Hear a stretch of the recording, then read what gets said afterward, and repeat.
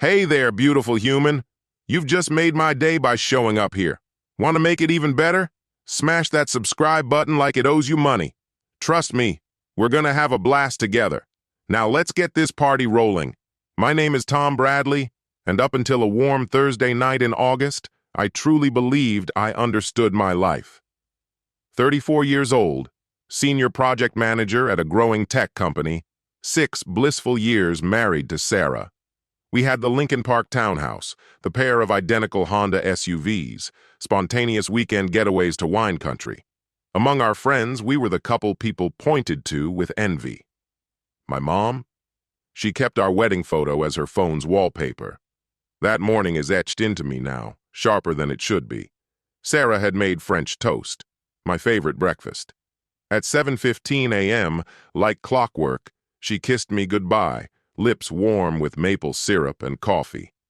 "Book club tonight, don't forget," she reminded me, slinging her work bag over her shoulder. "Might run late. We're arguing about the ending and you know how Janet is." "Tell Janet I said hi," I muttered, eyes still glued to my phone. "And don't let her rope you into that wine pyramid scheme again." Sarah laughed. "That was one time. Besides, the rosé wasn't terrible." "It tasted like bad decisions and regret," I teased. "You're impossible," she said, kissing my forehead. "Love you." "Love you too." Door shut. Car started. Tires rolling out of the driveway. Just another Thursday. Just another goodbye. My last normal moment as a husband. I rinsed my plate, grabbed my keys, drove to work. Meetings about server migrations, a conference call with Seattle, lunch out with the team celebrating a new contract. Ryan, my coworker, asked about weekend plans. "Nothing big," I told him. "Sarah's got book club tonight. Probably just me, takeout, and the Bears game." "Living the dream," Ryan smirked. "Marcy's got her wine painting class tonight. These suburban hobbies, man." We laughed. God, we laughed about our wives and their little escapes. If only I'd known. Chapter 2. The email that blew my life apart. I got home at 5:45 p.m. Sarah's car wasn't in the driveway, normal for book club night. She always went straight from the office, and tonight was supposed to be at Janet's place in Evanston. 40-minute drive, especially during rush hour. I changed into sweats, ordered Chinese, and parked myself in front of the Bears' preseason game. During a commercial, I grabbed the iPad to check fantasy football scores. Sarah had been using it earlier to look up a recipe, so her email was still open. I was about to log out when a notification slid across the screen. New email. The preview was enough to stop my breath. "Can't wait to see you tonight at Lucia. Wear that red dress I love. D." Time froze. I stared at the words until they blurred. Reread them. Again. My brain scrambled for excuses. Spam? A joke? Maybe D was Diane from her office, meeting her before book club? But I knew. Deep down in that awful free-fall moment, I knew.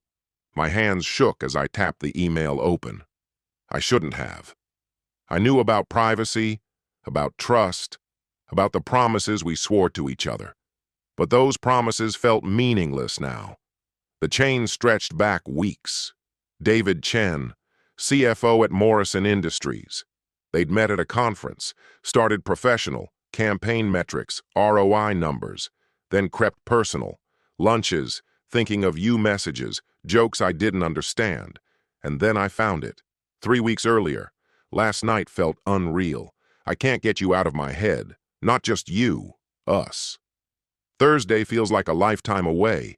Thursday? Book club night. I scrolled back through the emails, 2 months worth of Thursdays, all laced with confirmations, restaurants, hotels, messages that should have been meant for me. The doorbell rang. Chinese takeout. I left it outside, cooling in the evening air. No appetite, no thoughts, except one. I called Janet. Chapter 3. The beginning of the end.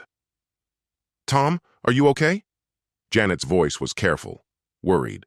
It was 7:30. Book club would normally be halfway done. "Hey, Janet, quick question. Is Sarah there yet? She forgot her phone. The lie rolled off my tongue, too smooth. Silence, a beat too long. Tom, we haven't had book club in months, since May. Everyone's schedules exploded. Lisa's kids are deep in travel baseball. Monica's buried in her MBA program. We plan to restart in September. Didn't Sarah mention that? My legs gave out. I collapsed onto the kitchen floor, back pressed against the cabinets. Months. 12 weeks, give or take. Her voice faded, but I barely heard it. The tote bag by the door, her book club bag, still there, untouched, collecting dust. Tom, are you sure you're okay? I have to go. I ended the call. 12 Thursdays, 12 kisses goodbye. 12 nights she walked out the door, smiling at me, while I sat home alone. But where had she gone? I opened our credit card statements. The truth was waiting in plain sight. Lucia's Italian, the Fairmont Hotel Bar, a lingerie boutique on Michigan Avenue, all Thursdays. I pictured myself at home those nights watching highlights, thinking she was laughing over plot twists with friends. Rage rose slow and steady, heat blooming in my chest, spreading through my limbs like fire. But beneath the anger sat something colder, sharper, humiliation. Who else knew? How many times had I mentioned her book club, smiling like a fool, while others nodded, maybe pitying me, maybe laughing behind my back?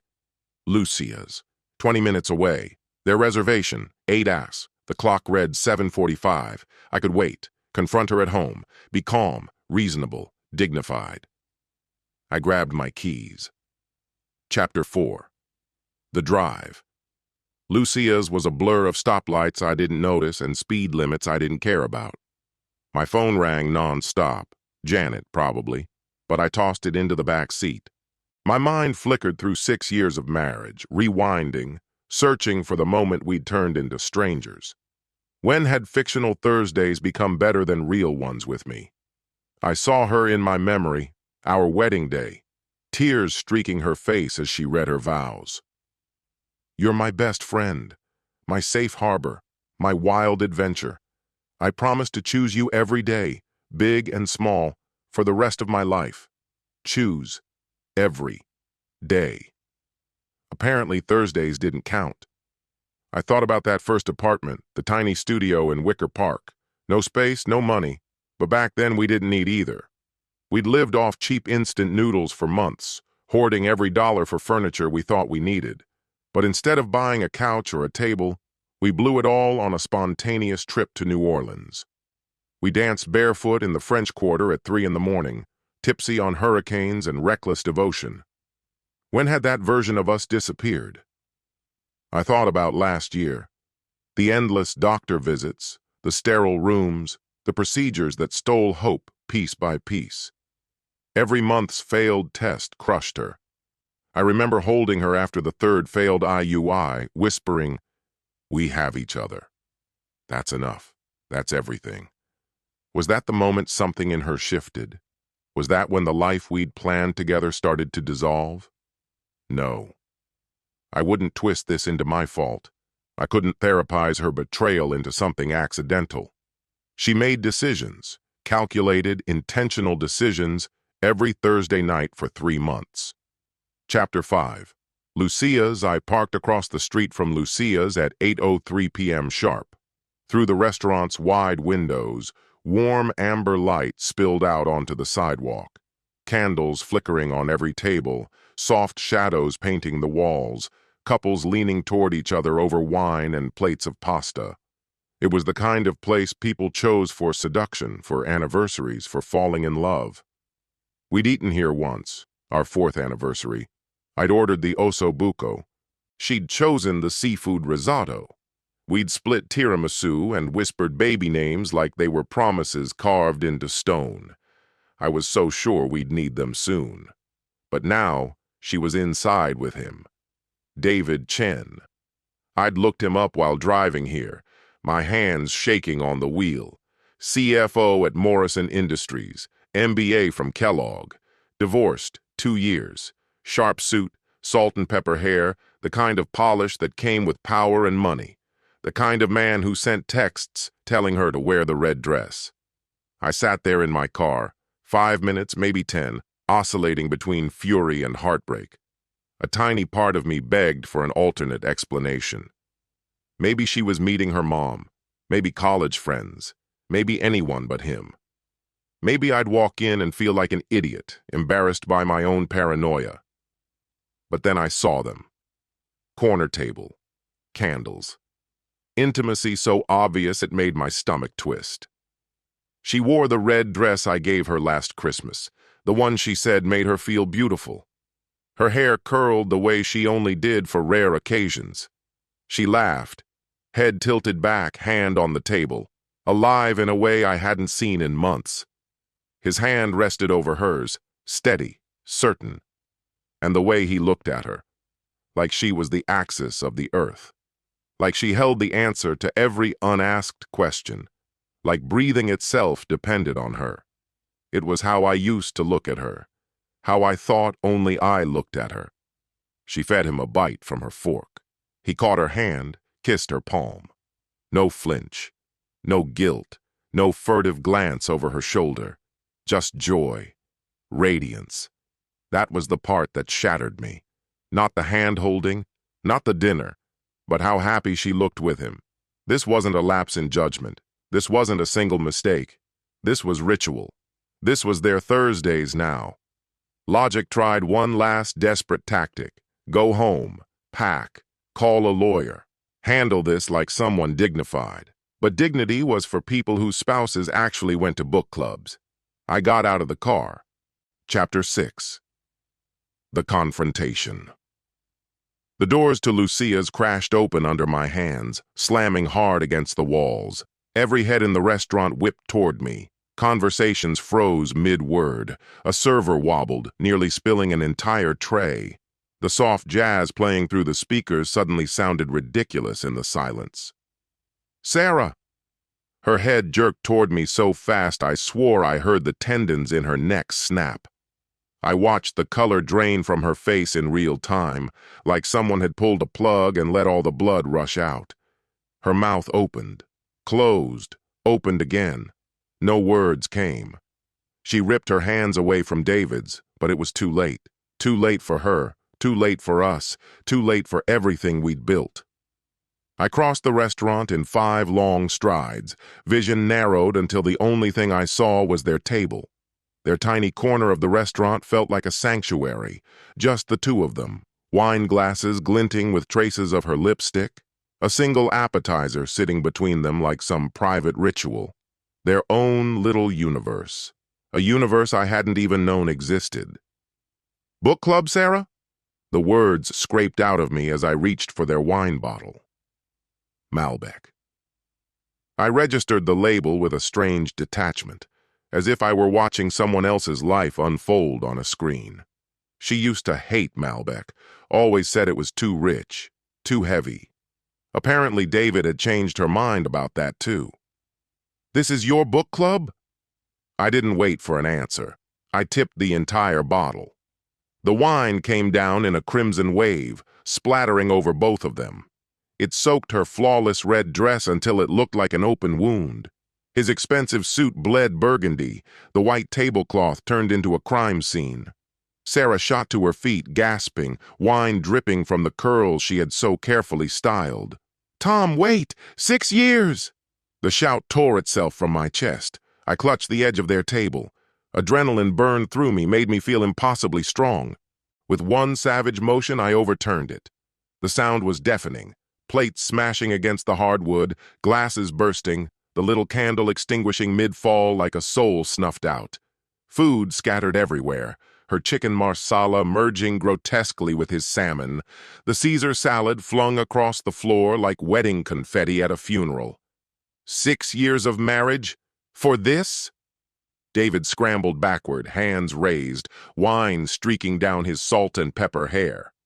"Hey, let's calm down, just calm down." I stepped over the wreckage, shards of glass crunching beneath my shoes. "You're holding my wife's hand and you want me calm?" The restaurant erupted. Servers froze mid-step, unsure whether to intervene. Diners pulled out their phones, subtle at first, then bold, angles shifting toward me. Somewhere near the back, someone was already narrating for their followers. A woman by the window was definitely live streaming. Good. Let them watch. Let everyone witness what Sarah Bradley had done. Chapter 7. The Public Reckoning. I turned in a slow circle, taking in the room. Every table filled, couples on dates, families with birthday cakes, colleagues with their laptops still open, all of them staring, all of them now part of the collapse of my marriage. "Every single one of you should know," I shouted, my voice cracking. "This woman's a liar, a cheat. Sarah Bradley. Remember that name." "Tom, please!" Sarah lunged toward me, fingers grasping at my sleeve, slick with wine and trembling. "This isn't what you think." I laughed, but it sounded broken, hollow, almost feral. "Not what I think? I think you've been lying every Thursday for 3 months. I think book club was your alibi. I think our vows meant nothing to you." "It's not like that," she cried, mascara streaking down her face like black rain. "Then what is it like, Sarah? Go on. Tell them." I gestured to the room. "Tell everyone about your little book club. Tell them what you've been reading. Tell them about all the plot twists." David tried to sidle toward the exit. I moved in front of him, glass cracking under my step. "Where do you think you're going, David? You wanted to hold her hand? You wanted to kiss her palm? Stay right here. Hold them now." A busboy dropped a tray of dishes behind us. The crash jolted the staff into motion. The manager showed up. A compact man drowning in a suit 2 sizes too big, forehead already slick with sweat. "Sir, I'm going to have to ask you to leave. Right now." "I'm not leaving." My finger jabbed toward Sarah, trembling from the anger surging through me. "She said she was at book club. Ask her. Ask her what book they're supposedly reading tonight." Sarah's sobs tore through the silence, her shoulders convulsing. Wine streaked through her hair, soaking the red dress, the very one I used to love. "Tom, please, let me explain." Explain. Explain. The word burned in my mouth like acid. Explain what? That you're here with him instead of talking literature with Janet? Janet, who sends her regards, by the way, very shocked you're not at her house right now. Through the window, red and blue flashes pulsed against the walls. Sirens. Someone had called the cops. Of course they had. Man loses mind in restaurant. Details at 11. "How long, Sarah?" My voice cracked with fury. She stared at the floor. "Tom, please. How long?" I demanded again. 4 months, she whispered. 4 months. 16 Thursdays. 16 goodbyes kissed onto my cheek. 16 lies wrapped in perfume and promise. 16 drives to another man. The confession landed like a punch to the chest. And I'd only found emails going back 8 weeks. This had been happening even longer. Chapter 8. The Identity. "Who the hell are you?" My attention snapped to David, trying to flatten himself against the wall like wallpaper. "Your name," I said. "Say it." Silence, jaw locked, wine dripping from his hair onto a shirt that had once been white. His eyes flicked between me and the flashing lights outside. I raised my phone, hit the shutter. The flash cut harshly through the dim, romantic glow of the restaurant. Fine. I'll find out myself. I spun toward the room. "Anyone here know this guy? He's fond of married women, likes writing emails about red dresses." A gasp from a nearby table. "Oh my God," a woman blurted. "That's David, from my office." "David," I announced to the restaurant. "David the homewrecker. David who takes wives to Italian restaurants while their husbands wait at home like fools." "He's our CFO," the woman added, unable to stop herself now. "David Chen, Morrison Industries. He just led our earnings call yesterday." Perfect. A name, a title, a company. The internet would do the rest. "Well, David Chen, Chief Financial Officer of Morrison Industries," I said, my voice slicing through the hushed crowd. I hope my wife was worth your career. I hope 16 Thursdays were worth everything you're about to lose. You don't understand, he began. Oh, I understand perfectly, I cut in. I understand you knew she was married. I understand you asked her to wear special dresses for you. I understand you spent every Thursday with her while I thought she was at book club. Gasps rippled through the diners. Someone whispered, "Every Thursday?" Another voice hissed, "Book club?" Chapter 9. The Law Arrives. Two officers entered, hands resting casually near their holsters. They scanned the chaos: a flipped table, shattered plates, wine pooling across the floor, three people unraveling in front of an audience of recording phones.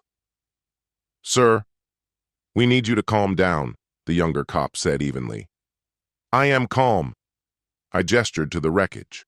"I'm calmly letting everyone know that my wife is a liar and David Chen here is a homewrecker."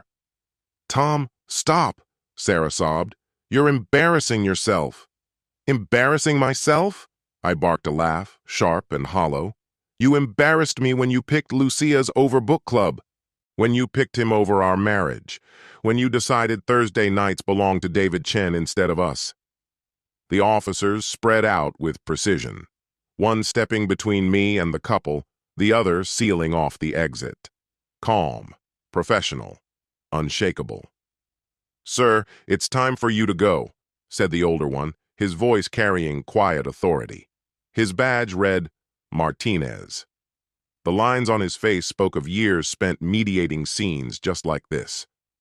"I'll leave," I muttered, edging backward toward the door. "But at least everyone here knows the truth now." I turned toward Sarah. "Sarah Bradley's a liar, a cheat." I shifted my gaze to him. "And David Chen?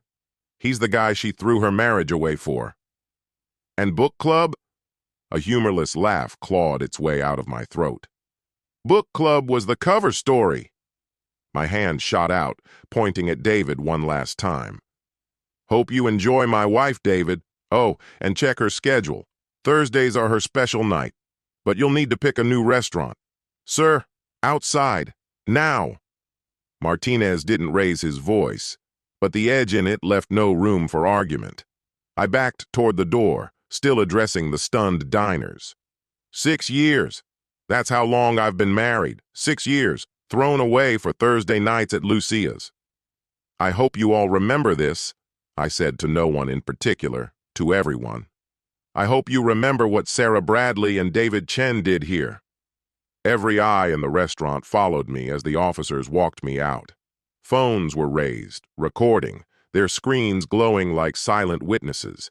Even through the glass walls, I could feel the judgment of strangers as they filmed my slow walk of shame into the parking lot. Chapter 10. The parking lot. "Sir, I need you to calm down," Martinez said once we stepped into the night air. His partner, badge-reading Williams, stood nearby, posture alert but loose, ready to step in if things turned ugly. "I am calm," I replied. And oddly enough, it was true. The fury had burned itself out, leaving only a hollow ache behind. "I just learned my wife's been sleeping with someone else, every Thursday, for 4 months. Martinez exhaled softly, not unkindly. "I get that you're upset. She said it was book club." The words cracked as they left my mouth. "Every Thursday night she kissed me goodbye, said she was off to read with friends, but there was no book club. There was just him." "That's rough," Williams murmured. He looked young, mid-20s maybe, probably still believed love was simple, unbreakable. "Am I being arrested?" I asked. The two officers exchanged a silent look. "The manager wants to press charges for the damage," Martinez said at last. "I'll pay for all of it," I blurted out. "The plates, the glasses, the table, every meal I ruined, I'll cover everything." "It's not just about the money," Williams started. "I didn't hurt anyone," I cut him off. "I didn't touch anyone. I flipped a table, I yelled, I poured wine. But I never threatened anybody. I just wanted everyone to know the truth." Martinez studied me in silence, weighing my words. "You've been drinking?" he finally asked. "Not a drop," I said flatly. "I was supposed to be home watching the game while my wife was at her book club." A bitter laugh escaped me. "Funny, right?" "You got someone who can come pick you up?" Martinez asked. "You really shouldn't drive right now." I thought about Marcus, my brother, but that would mean saying it out loud, admitting everything to someone who mattered. "I'm fine to drive," I muttered. "No, you're not," Martinez said firmly. "Adrenaline's running you right now. When it drops, you're going to crash. Hard. Call someone." Through the smeared glass of the restaurant's windows, I spotted Sarah and David in animated conversation with the manager. Her hands sliced the air as she tried to explain, while David stayed half-turned, phone pressed to his ear. Lawyer, maybe, or scrolling to see how viral the footage had already gone. "My brother?" I finally muttered. "I'll call my brother." Chapter 11. Going Viral. Marcus showed up 20 minutes later. In that time, I sat on the curb outside watching my world detonate in real time on social media. Clips were already flooding every platform. Trending on Twitter, man wrecks restaurant after discovering cheating wife. "Tom, what the hell?" Marcus froze when he saw me. My face must have said everything. "Oh man, oh no!" "Sarah," I whispered. "Book club?" "Total lie." "I'm so sorry," he said quietly, dropping down beside me on the curb. "How long?" "4 months. Every Thursday." "That witch." The restaurant door banged open. Sarah stepped out, David trailing her. We locked eyes from across the parking lot. No one spoke. No one moved. Then David steered her toward a sleek black Mercedes. Of course it was a Mercedes, and they drove off. She didn't even try to say a word to me. "Let's get you out of here," Marcus said gently. "I should change the locks," I blurted. "Wait, I haven't yet. I only found out 2 hours ago. All I've done so far is wreck a restaurant." "Then we'll handle it now," Marcus said, adjusting the plan mid-sentence. "But first, you're coming to my place. You're not spending the night alone." The drive was silent, except for my phone vibrating non-stop in my lap. Notifications kept stacking up. I powered it down. At Marcus's house, Jenna was waiting at the door with coffee and that fierce protective energy only family can radiate. "That lying, cheating—" She stopped herself mid-curse. "Sorry, I know she's still your wife." "Not for long," I muttered. Marcus had already opened his laptop. "The video's everywhere, Tom. Like everywhere." We watched together. Someone had captured the entire meltdown. Me storming in, shouting, the table flip, the cops arriving, all in crystal clear HD with way too good audio. Comments scrolled by. "Book club will never be the same." The table flipped, though. David sprinted like an Olympic athlete. "Someone check on Janet's actual book club. This man is a legend. Sarah belongs to the streets. Team Tom forever." Watching it should have humiliated me. Instead, I felt justified, vindicated. Everyone could see. Sarah couldn't spin this, couldn't downplay it, couldn't pretend it was some misunderstanding. The truth was out there, unfiltered, undeniable, in 4K. "You need a lawyer," Marcus said firmly. "I know a guy," Jenna cut in. "Jeremy Hoffman. Handled my sister's divorce, absolutely ruthless." I saved the number. From Marcus's window, I could see the glow of news vans gathering 3 blocks away, headlights aimed at my house. The story had already jumped from social feeds to mainstream news. Chapter 12. The immediate aftermath. I spent the night on Marcus's couch. Didn't sleep, couldn't. Every time I closed my eyes, I saw Sarah laughing with David, her hand feeding him from her fork, the light in her face when she looked at him. At 3 a.m., my phone lit up. Her name. I let it go to voicemail 5 times before finally listening. "Tom, please, call me back. I know you're angry, but this isn't what you think. David and I, it's complicated. But I love you. I love our life. Please, just let me explain. I deleted it. She called again. Tom, I'm at the house. You changed the locks. Where are you? We need to handle this like grown-ups. What exactly went down at the restaurant? That couldn't have been you. That was insane. Please come back home so we can sort this out. Changed the locks? Not me. Marcus handled it. He sent someone while I was still in shock, half-conscious on his couch. Good brother. By sunrise, I had 147 missed calls lighting up my phone. Sarah, her mom, my mom, friends, unknown numbers, probably reporters. The video had exploded online overnight. Someone had even added dramatic music and turned it into a remix. At 9 a.m., I was sitting in Jeremy Hoffman's office. Dark wood, leather everywhere, a place designed to make people sweat. Jeremy, mid-50s, silver hair, the kind of presence that made opposing attorneys forget their arguments. I saw the video, he said before I could even sit. Half of Chicago saw the video. This one's going to be simple. She cheated, I said flatly. She did more than cheat, Jeremy replied. He pulled out a legal pad like a soldier drawing a weapon. She lied to you systematically for months. Used marital funds. I assume she used shared credit cards. I nodded.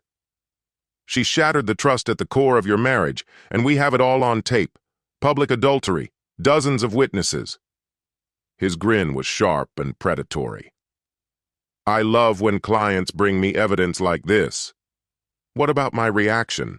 I asked. The property damage? Jeremy flicked his hand dismissively. Crimes of passion. Any judge will get it. You caught your wife cheating and lost it. Emotionally, not violently. You didn't hit anyone, you flipped a table. Believe me, I've seen worse. He chuckled. One of my clients once drove his car straight through his wife's boyfriend's living room. What happened to him? Probation, anger management. But he got the house and the divorce. We spent 2 hours laying out everything.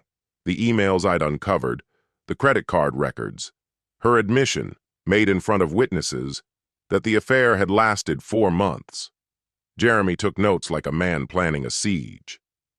What about David? I asked. Can I go after him? Alienation of affection is complicated in Illinois, Jeremy said. But he's the CFO at Morrison Industries, right? That shark's grin returned.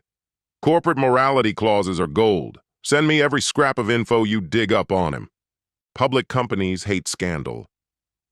Chapter 13. Sarah's desperation. The next few days blurred into endless legal meetings, ignored phone calls, and watching my marriage collapse in real time across social media. Sarah wouldn't stop trying to get through to me. Different numbers. Emails I deleted without opening. Showing up at Marcus' place until Jenna threatened to call the cops. Finally, she cornered me at my office. I was heading out for lunch when I spotted her waiting in the lobby. She looked wrecked. Her hair was greasy, face bare of makeup, dressed in sweatpants and an old hoodie from our college days. The woman who once slipped into scarlet dresses for David, perfectly composed, untouchable, no longer existed. Tom, please, she said softly, stepping toward me as if I might bolt. Just 5 minutes. The security guards tensed, ready to intervene. I raised a hand to stop them. 5 minutes, I said flatly. We stayed in the lobby, sitting across from each other on stiff couches, security lingering just far enough away to hear everything. She reached for my hand. I pulled mine back. I'm sorry, she began. I'm so sorry. I never... How long? I cut her off, my voice low but sharp. No lies. How long has this been happening? Her eyes dropped to her lap. 4 months, she murmured. Since the Morrison conference in April. Why? The question scraped out of me raw and broken. If you were unhappy, why didn't you say something? Why didn't you walk away? Why build a web of lies? Because I love you, she burst out, almost pleading. I still love you. David just... He noticed me. He listened. He made me feel like I mattered. And I didn't? My voice cracked into bitterness. You were always at work or glued to the game or... Stop! I cut her off with a raised hand. Do not twist this around on me. Don't you dare. I worked late hours to save for the Hawaii trip you begged for. I watched sports because every weekend you were too exhausted to leave the house. I know, she whispered. I know this isn't your fault. I just felt invisible, like we were two people sharing rent, not a marriage. And then David came along and he saw me, and it felt good to be seen. So you lied to me. For 4 months? It started with coffee, she said quietly. Then lunch. Then... Her words fell away into silence. I told myself I'd stop. Every week I swore it was the last time. But then Thursday would come and you'd go to book club, I spat, finishing for her. Her shoulders shook as tears spilled again. I never wanted you to find out that way, she sobbed. The restaurant? Tom, you terrified me. Good, I said coldly. You should be terrified of losing everything, of the fallout, of the truth. I stood. Your 5 minutes are over. Tom, wait! Her hand shot out, gripping my arm. Please, counseling, therapy. We can fix this. I looked down at her, at the woman I'd promised forever to, the woman I'd built my future around, the woman who'd traded it all away for Thursday night thrills. There's nothing left to fix, I said. You made your decision 16 times, now own it. Security ushered her toward the exit. Through the glass doors, I watched her crumble in the parking lot, sobs racking her body. A faint, almost shameful part of me felt vindicated. The rest of me felt hollow. Chapter 14. Digital Warfare. Sarah's first strategic blunder was believing she could control the story online. 3 days after the scene at the restaurant, she uploaded a lengthy statement to Facebook. I want to clarify the video everyone's sharing. I accept responsibility for my behavior, but what you saw isn't the whole truth. Tom and I had been struggling for months. We drifted apart, lost our connection. David was a friend who offered me support when I needed it most. What happened at Lucia's was the result of Tom's volatility and anger issues, not a reasonable reaction to the situation. I'm currently staying with friends for my safety and hope Tom gets the help he needs. The internet eviscerated her within hours. First, the digging began. Someone discovered her Instagram profile was still public and pieced together a timeline of her book club outings. There she was at a concert on June 15th, a post from July 8th, wine bar, Thursday night. July 22nd, Navy Pier, a man's shadow in the corner of the photo, every book club night perfectly aligned. Then came the comments. Girl, we all saw you holding hands. What book were you reading? David's Palm? Tom deserves better. Once a cheater, always a cheater. Anger issues? He flipped a table. Not you. Team Tom forever. Imagine calling your husband unstable after lying for 4 months. Next, someone dug up David's LinkedIn and the Facebook page for Morrison Industries. The review bomb followed. Your CFO's great at destroying marriages. Very professional. David Chen taught me wedding rings are just decorative. Fantastic fiscal skills. Cheating on company time. 10 out of 10 would let David Chen ruin my marriage again.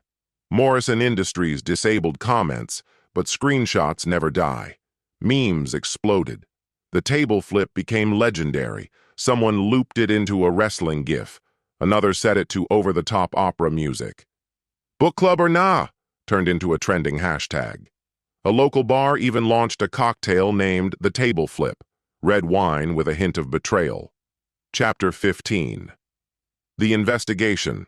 I hired a private investigator named Carl Morrison. No connection to David's company, just an unfortunate coincidence. Carl was ex-police, built like an industrial freezer, and carried himself like a man too tired to be surprised by anything. I need everything, I told him, for the divorce. Always do, Carl said. Give me a week. He returned in 4 days with a folder thick enough to make me sick. The affair had begun exactly where Sarah claimed, at the April conference, but the specifics were worse than I'd ever imagined. David hadn't just fallen for her. He'd pursued her relentlessly. He knew she was married and didn't care. Carl's interviews with an ex-colleague revealed this was his pattern, targeting married women, 3 others in the past 5 years, each relationship ending badly. "Chen has a type," Carl muttered, sliding me LinkedIn profiles. "Didn't his ex-wife divorce him for cheating?" I asked. "She did. NDA as part of the settlement. Couldn't warn anybody." Then came the hotel records. Every Thursday, like clockwork, Sarah checked into the Fairmont at 6 p.m., always paid cash, withdrawn straight from our joint account. Same room every time, 412. This wasn't reckless passion. It was calculated, planned. Carl had also obtained text messages, by means I didn't dare question. Sarah to David, "Tom's staying late at the office again. He won't even notice if I slip out." David to Sarah, "You deserve someone who actually makes you a priority." Sarah, "I feel awful lying to him." David, "Don't. He ignores you. That's on him." The manipulation was obvious. David knew exactly which wounds to press, making himself look like the caring alternative to the inattentive husband. The same husband working endless overtime to pay for the vacation Sarah had begged for. But Sarah wasn't blameless either. Other messages showed her scheming just as much. "Told Tom book club is tackling a massive novel. Buys us extra time. Janet called him last week. Had to say book club got canceled. Almost blew it. Can't wait for Thursday. Wear the blue tie I love. They'd turned infidelity into a game. Thursday night escapades, while clueless Tom sat at home. Thankful his wife had hobbies." Chapter 16. Corporate Justice. I compiled everything Carl uncovered into a single, razor-sharp email addressed to the board of Morrison Industries. Jeremy helped me craft the wording: cold, factual, devastating. Subject: concerning conduct by CFO David Chen board members, I am contacting you to report behavior by your Chief Financial Officer David Chen that appears to breach professional ethics and potentially violates your corporate morality clause. Mr. Chen has been engaged in an ongoing extramarital relationship with my wife, Sarah Bradley, for the last 4 months. This affair has included the use of company-issued credit cards to fund personal activities related to the relationship, receipts attached, encounters occurring during company time and on company premises, significant reputational risk to Morrison Industries, as the situation has already begun to attract online attention. Additionally, there is evidence suggesting Mr. Chen has engaged in similar conduct with other married women, representing a broader liability concern. Supporting documentation, including hotel invoices, credit statements, and message records, is attached. I am also prepared to provide the widely circulated video capturing Mr. Chen with my wife in a compromising situation. I trust the board will treat this matter with the gravity it warrants. Respectfully, Thomas Bradley Jeremy called it perfect. Clinical destruction. No threats, no outrage, just enough undeniable evidence to send their legal team into panic mode. I sent it on a Tuesday morning. By Thursday, fittingly enough, the business blogs were buzzing. David Chen had been placed on administrative leave pending investigation. That night, my phone lit up with a call from a blocked number. "You vindictive son of a bitch!" David spat as soon as I answered. "You destroyed my career." "Hello, David," I replied evenly. "How's your Thursday night? No Italian dinner reservations this time?" "This is tortious interference," he shouted. "I'll drag you into court and bankrupt you." "Truth is an absolute defense," I quoted Jeremy. "Every word I sent them was backed up by documents. How do you think that plays in front of a judge?" "Your Honor, yes, I slept with his wife, but he shouldn't have told my employer." "She came to me," David said, his voice breaking. "She chased me. She told me her marriage was already dead." "Was it?" I cut in sharply. "Because last I checked, I was still married, still wearing the ring, still believing my wife was at book club. You neglected her, you said. She was lonely, and I was there for her. Every Thursday, room 412 at the Fairmont. I let those words hang in the air. Yes, David, I said finally. I know about the room. I know about all of it. The married women, the manipulations, the company credit card you used to fund it. Dead silence. Enjoy Michigan, I added. Heard your uncle's accounting firm is always hiring. The line went dead. 2 weeks later, Morrison Industries released a statement. David Morrison resigns to pursue new opportunities. Corporate code for fired in shame. Chapter 17. The Divorce Hearings. Our first official confrontation took place in Jeremy's conference room. Sarah had brought in Linda Kemp, infamous for turning the guilty into martyrs and painting the betrayed as villains. Sarah looked better than when she showed up at my office, but not by much. She'd lost weight, her clothes hung loose, and the wedding ring? Gone. I noticed instantly. Mine was still there, a band of metal I couldn't seem to pry off, a reminder of everything broken. Linda opened like a gunshot, all aggression and blame. Mr. Bradley's outburst at the restaurant constitutes domestic abuse. Objection to framing, Jeremy replied smoothly. No physical contact occurred. No threats were issued. Breaking property after learning about infidelity isn't domestic violence. He humiliated my client publicly. She betrayed him publicly, Jeremy shot back. For 4 months. That's not a single mistake. That's sustained deception. He slid a folder across the table. Hotel logs, credit card charges, text messages arranging rendezvous. Shall I read some aloud? Linda's jaw tensed as she flipped through the pages. Sarah still refused to look at me. My client is willing to attend counseling, Linda tried. For reconciliation? Jeremy asked. No. The word burst out of me, harsher than I meant. There's nothing left to fix. She ended the marriage the first Thursday she chose David over honesty. Tom, Sarah whispered, finally lifting her eyes to meet mine. Can't we? No, Jeremy seized control. Let's move to division of assets. He listed them clinically. The house, purchased mainly with my income. The vehicles, both titled in my name. The joint account, drained by roughly $8,000 in expenses tied to her affair. My client will need alimony, Linda interjected. She's been forced into a lower-paying role due to the very public nature of her own exposed choices, Jeremy finished. Actions have consequences. Being caught doesn't make someone a victim. We dissected everything, every account, every possession, every fragment of a life we once shared, now carved apart by betrayal. Sarah requested the dining set her grandmother had left us. I let her have it. I couldn't eat at that table without picturing her and David anyway. She wanted photos from our vacations. I agreed to give her copies, let her relive every lie she spun after each trip. Then she asked for Bailey, our golden retriever. That was where I drew the line. Bailey stays with me, I said, my voice steady.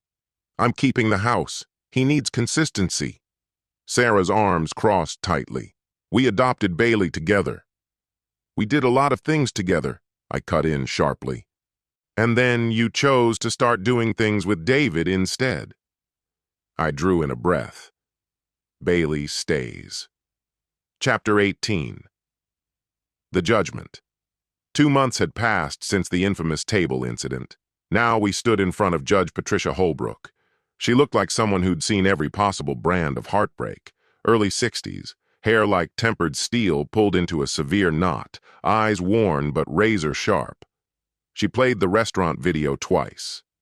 The second time, I caught the faintest twitch at the corner of her mouth when Sarah muttered, "Is this your book club?" "Mrs. Bradley," Judge Holbrook said, removing her glasses deliberately. "You engaged in an affair lasting 4 months, knowingly and repeatedly misleading your husband about where you were. My client acknowledges she exercised poor judgment," Linda, Sarah's attorney, interjected, "but But Mr. Bradley's reaction was human, the judge finished smoothly. I've overseen cases where betrayed spouses acted far worse. Mr. Bradley flipped a table and spilled wine. He didn't harm anyone physically. He didn't issue threats. He demonstrated pain. Dramatically, yes, but harmlessly. Her eyes shifted to me. Mr. Bradley, you've already compensated the restaurant? Yes, Your Honor. $3,000. Covers repairs and extra for their trouble. She nodded once, as if that answer had passed some internal test. Then she turned back to Sarah. Taking responsibility, she said. Something you might consider, Mrs. Bradley.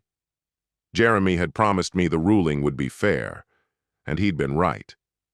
I was awarded the house, Bailey, the better car, and most of what we'd built together.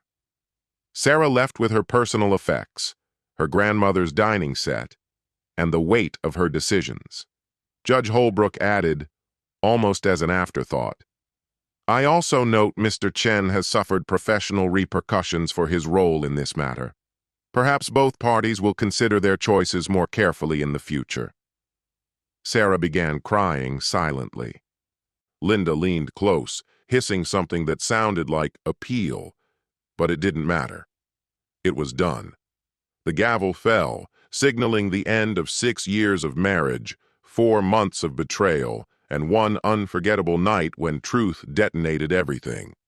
Walking out of that courthouse, I didn't feel joy, not even relief, just lighter, not happy. Happiness doesn't come from watching your marriage get pronounced dead, but free, maybe.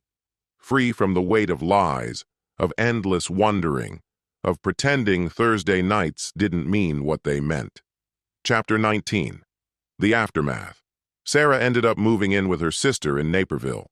Mutual friends told me she'd taken a remote marketing job. Her reputation in Chicago was scorched earth. No one wanted to hire the woman from that viral cheating video. A month after the divorce was finalized, she reached out one last time. An email. I opened it. For once, I read every word. Tom, you'll probably delete this. Maybe you should. But I need to say this, if only so I can breathe again. I destroyed us. There's no soft way to frame it. I took something good, something rare, and I set it on fire. For excitement, for attention, for the thrill of feeling wanted. There's no excuse, no justification, just lies, betrayal, and Thursday nights that belonged to you and me but I gave to someone else. David is gone. Fired. Back in Michigan. Wants nothing to do with me. Turns out I was just the latest in his pattern. His ex-wife reached out after everything went public. Same story. I wasn't special. Just another fool who believed I was. I'm in therapy now, trying to figure out why I sabotage myself, why safety feels suffocating, why I ruin what's good before I even know I have it. Dr. Morrison says I can't handle stability, that I crave chaos. It's not an excuse, just the only explanation I have. I think about that last normal morning every day. French toast, coffee, a goodbye kiss at the door. If I could rewrite that moment, I'd tell you the truth then and there. Or better, never reply to David's first message. Stay home that first Thursday. Watch the game with you. Appreciate what we built. I don't expect forgiveness. I don't deserve it. But I hope someday you let go of the anger. Not for me, for you. So you can move on without this weight. I hope you find someone worthy, someone who chooses you every single day. It wasn't just about Thursdays. I'm sorry for everything. Sarah. I read it twice, then archived it. No reply. Some conversations deserve to stay closed. Chapter 20. New Chapter 6. Months after flipping that table, I wasn't the same man. Therapy changed me. Dr. Martinez, who specialized in betrayal trauma, guided me through the wreckage, the anger, the shattered trust, the compulsive need to know where people spent their Thursday nights. You're allowed to be angry, she told me in our 3rd session. That scene in the restaurant, years of holding it in, finally breaking. Not graceful, but human. Everyone saw it, I muttered. I'm the table flip guy now. Forever. Or, she countered, you're the guy who refused to accept betrayal quietly, the man who finally stood up for himself. I started lifting again, running miles on the treadmill, burning anger into motion. Cut my hair short, bought clothes that actually fit, not for anyone else, for me, so the mirror would finally show someone I recognized. Marcus dragged me out sometimes. Nothing intense, just drinks with his friends, easing me back into single life. At first I flinched whenever women mentioned book clubs, or Thursdays, but slowly the reflex dulled. One night in a bookstore, irony fully noted, I met Amanda. We both reached for the same Murakami novel. Sorry, we said at the same time, then laughed. You take it, I offered. No, please, she smiled. I have too many books already. My book club's about to stage an intervention. I must have reacted because her expression shifted. Are you okay? You look like I just said something awful. Book clubs and I have a complicated history, I admitted. Her head tilted, studying me. Recognition sparked. Oh my God, you're the table flip guy. I braced for ridicule, for judgment, maybe disgust. Instead, she grinned. That was epic. My friends and I watched it like 10 times. You're basically a legend. Not how I plan to go viral. Better than being famous for tolerating disrespect, she said. I'm Amanda, by the way, and I swear my book club's real. We meet once a month, usually at Janet's place, different Janet, and we actually read the books. Tom, I said, shaking her hand, and I believe you, mostly. She laughed. Fair.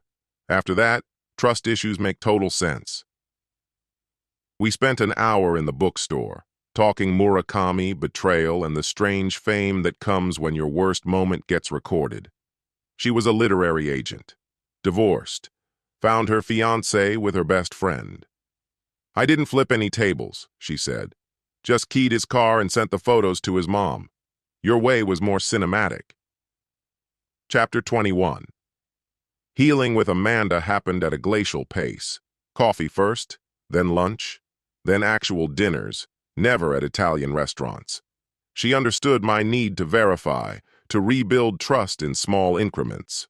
3 months in, she invited me to pick her up from book club. You don't have to, she said quickly. I know it's a trigger, but I want you to see it's real. Meet everyone. See the actual books. So I went. I drove to Janet's place in Lincoln Square, my hands trembling just slightly on the steering wheel. By the time I knocked on the door, right around 9, like Amanda had said would be safe, my pulse was still louder than I wanted it to be. The door opened to 4 women at once, all smiling like they'd been waiting for this exact moment. One of them tilted her head. So this is Tom, she said, almost amused. We've heard plenty about you. All good things, another chimed in. And by the way, that table flipping scene, legendary. We've actually joked about adding it to the syllabus for newly betrayed spouses. They ushered me in, showing me their shelves stacked with well-worn books, margin notes scribbled between wine stains, loose pages with barely legible commentary on plot and characters. On the walls hung framed snapshots from years of these meetings, dozens of smiling faces across seasons and hairstyles. See? Amanda said as she grabbed her coat. Real book club. Not a single David in sight. I believe you, I said. And I did. In the car afterward, she laced her fingers through mine. That was tough for you, she said softly. Yeah, but you still showed up. Yeah, that's how healing happens, she murmured. Doing the hard things until they aren't hard anymore. Chapter 22. Unexpected Encounters. A year after the divorce, I crashed into Sarah at Whole Foods. Literally, our carts collided at the end of an aisle. Tom, she said, startled. She looked different, healthier, her hair longer, clothes bright again instead of the muted grays she'd wrapped herself in before. Sarah, I said. For a moment we stood there, 2 people who had once shared everything now reduced to strangers in the cereal aisle. You look good, she said finally. Thanks, you too. I heard you're seeing someone. A literary agent, right? Small towns talk. Amanda, I said, nodding. That's nice. I'm glad. And she actually seemed to mean it. I'm doing better too, she added. Therapy's helped. That's good, I said. Then abruptly, I never apologized. Not properly. You sent an email, I reminded her. No, I mean, I never apologized for the real thing. For making you feel like you weren't enough. You were. More than enough. I was the one who couldn't see it. An older woman brushed between us, reaching for granola, and the moment hung in the air like a thread about to snap. I'm seeing someone now too, Sarah said after a pause. Met him in therapy. Well, not in group. He's one of the therapists there. Marcus. She hesitated, then gave me a small, uncertain smile. He's nothing like David, I guessed. Nothing like anyone, she said. He knows everything. Saw the video before our first date. Still asked me out. Says everyone deserves a second chance. I hope it works out, I said, and surprised myself by meaning it. Yeah, she said quietly. You deserve happiness too, Sarah, I added. Just maybe be upfront about your Thursdays this time. She laughed, caught off guard. Wednesdays are his late nights, she said. I stay home. Actually read now. Just me and Bailey. She stopped short. Sorry, I didn't mean... It's okay, I said. He's a good dog. Still spoiled rotten. You always overdid the treats. Still do, she admitted. Another shopper edged past us, and we both knew the moment was closing. Tom, she said. Yeah? Thanks. For talking to me. For not just walking away. I wouldn't have blamed you if you had. We're not enemies, Sarah, I said. We're just not us anymore. She nodded, tears glinting in her eyes. Take care of yourself. You too. I stood there watching her walk away. A stranger now, though once I had known every detail of her life. When she was gone, I picked up the groceries, headed home to Bailey and Amanda, and made French toast for dinner. It tasted like a beginning I didn't know I'd been waiting for. Chapter 23. Full Circle. 2 years after the infamous table flip that made its way around Chicago, Amanda and I stood under her parents' backyard oak tree and got married. It was small, intimate, just the people who had stayed through the storm. No grand gestures, only vows that mattered because both of us had seen what happened when promises didn't. Marcus gave the best man toast. He was a little drunk, but somehow that made it more honest. 2 years ago, he said, raising his glass, my brother became internet famous for losing it in a restaurant. What that video didn't show was the man who clawed his way back afterward, the guy who went to therapy, did the work, and learned to trust again, even when trust felt impossible. He turned to Amanda. And you looked past the viral clip and saw the good man hiding under the wreckage. You reminded him Thursdays could be safe, that book clubs could be real, that love doesn't have to be a lie. The mention of book clubs drew laughter. Even I managed a smile. To Tom and Amanda, Marcus finished, may your tables stay upright and your Thursday nights stay honest. The reception followed at a little Italian place Amanda had picked. We need to reclaim Italian restaurants, she'd told me. Make new memories. During our first dance, she whispered against my ear, no more book clubs to rush off to. Thursdays are ours now. Dr. Martinez had been right. You keep doing the hard things until they stop being hard. You reclaim places and days and trust. You build something new on the ashes of what burned. Chapter 24. Epilogue. 3 years later, the video still lingers online. Every few months, it pops up again. Someone shares it, someone comments. Remember the table flip guy? The restaurant leaned into it. They even put up a plaque at the exact spot, turning it into a strange little tourist stop. Sarah rebuilt her life, too. She married her therapist, moved to Portland, started over. We send each other Christmas cards now. Polite, Brief, careful. She looks happy. I hope she is. David Chen wasn't so lucky. His career never recovered. Last I heard, he was back at his uncle's firm in Michigan, handling small business taxes. That pattern he had, the one where he went after married women, ended the night of that very public table flip. Sometimes consequences teach lessons therapy can't. Amanda and I have a daughter now, Sophie. She's 6 months old, too young to know anything yet. Someday she'll Google her father's name and find that video. We'll tell her the story when she's old enough. How people break promises. How truth matters more than comfort. How you can rebuild when everything falls apart. For now, all she knows is that Thursday nights are family nights. No book clubs, no lies, no secrets. Just us, choosing each other over and over, ordinary day after ordinary day.